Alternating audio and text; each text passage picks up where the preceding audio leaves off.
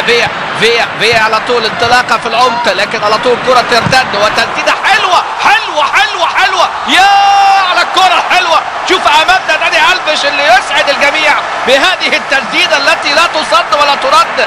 سجل في اشبيليا فريقه السابق وسجل اوروبيا في باناثينايكوس، لكن هذا الهدف هو الاجمل، هو واحد من اجمل اهداف هذا النجم داني ألفيش في الموسم الثالث. 5 اهداف في موسمه الاول، 3 اهداف في الموسم الماضي، وهنا امامنا في هذه اللقطه يسجل امامنا داني ألفيش هدف رائع بكره لا تصد ولا ترد. هذه امامنا الكره الجميله، الملعب كله يصفق هنا في هذه اللحظات، لان البرازيلي داني ألفيش اتى باول اهداف هذه المباراه بتسديده صاروخيه. شوف امامنا هنا الكره تبعد من جانب اللاعب كاتا دياز، لكن رايحه لمين؟ رايحه لواحد واخدها واخدها على الطاير، جميله. ادي امامنا الكره الهاف فولي امامنا اهو، واخدها جميله جدا جدا، كره طبت ولطش الكره بقوه جميله جدا جدا من داني ألفيش امامنا اهو، اللي بيسجل في هذه اللحظات بعد 17 دقيقه هدف التقدم لبرشلونه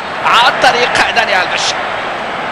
كره ابعدها كاتا دياز بالخطا، ادي امامنا هنا ميتشل عايز يرجع الكره للملعب، لكن هدف داني ألفيش الثاني ليه هذا الموسم في الليجا، هدف لا يصد ولا يرد.